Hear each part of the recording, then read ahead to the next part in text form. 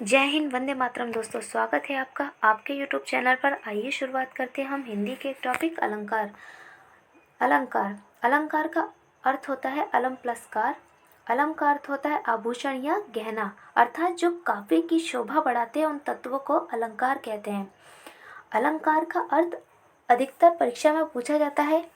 अलंकार का अर्थ होता है गहना, और काव्य की शोभा बढ़ाने वाले तत्वों को क्या कहते हैं? अलंकार। अलंकार दो प्रकार के होते हैं, एक शब्द अलंकार और एक अर्थ अलंकार। अर्थ अलंकार में हम अर्थ के माध्यम से और शब्द अलंकार में हम शब्द के माध्यम से इनकी पहचान करते हैं। सबसे पहले अर्थ अलंकार में आता है उपमा अलंकार। जब पंक्ति में योजक चिन्ह के साथ साथ आ जाए, सी आ जाए, से आ जाए, सरिस आ जाए, वहाँ उपमा अलंकार होता है। जैसे मुख चंद्रमा सा सुंदर है, यहाँ मुख को चंद्रमा सा सुंदर मान लिया है। कर कमल सा कोमल है, कर क्या है? यहाँ कमल से कोमल है। यहाँ योजक चिन्ह और सा होने के कारण उपमा अलंकार है। उत्प्रेक्षा अलंकार। जब पंक्ति में मनु आ जाए, मनहु आ जाए, मानो आ जाए, जानो आ जाए आदि शब्द आते हैं, वहाँ उत्प्रेक्षा अलंकार होता है। जैसे जनहु बरसा ऋतु प्रकट बुढ़ई, नेत्र मानो कमल है। नेत्र यहाँ मानो क्या है? कमल है। यहाँ उत्प्रेक्षा अलंकार है। ये वाला उदाहरण अधिकतर एग्जाम में पूछा जाता है, जो परीक्षा की दृष्टि से बहुत ही महत्वपूर्ण है। सोहत ओढ़े पीठ पट शाम सलोने गात, मनहु नीलमणि सेल पर आपत पढ़ियो प्रभात। यह मनहु होने के कारण उत्प्रेक्षा अलंकार है।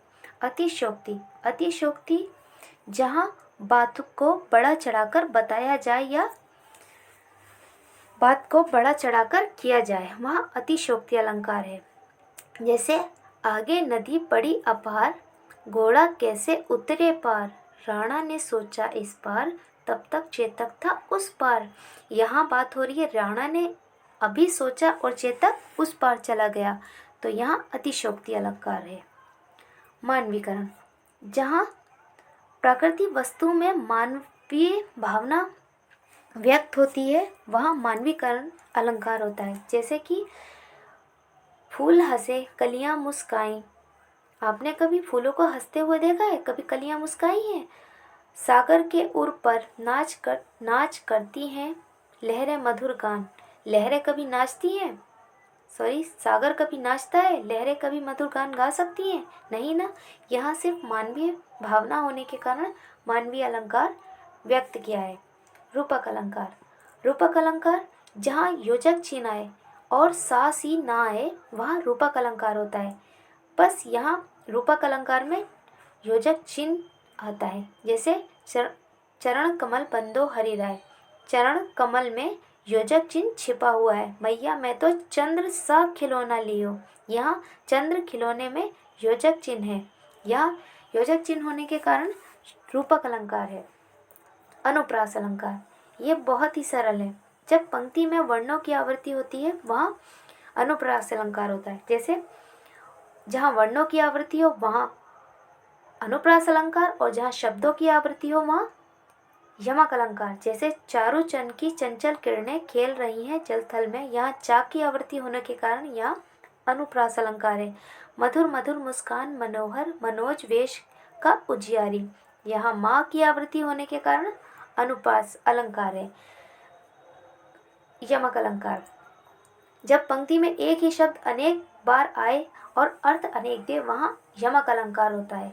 अभी मैंने आपको बताया, जहाँ वर्णों की आवृत्ति होती है वहाँ अनुप्रास अलंकार, और जहाँ शब्दों की आवृत्ति होती है वहाँ यमक अलंकार। तो देखिए, काली घटा का घमंड घटा। यहाँ घटा घटा दो बार आया है। यहाँ पहली घटा का बादल से है और दूसरी घटा घमंड उसका कम हुआ। कनक कनकते सो गुनी मदिकत्ता अधिकाय, व खाए बोराए नर या पाए बोराए। यहाँ कनक कनक दो बार आने के कारण यमक अलंकार है।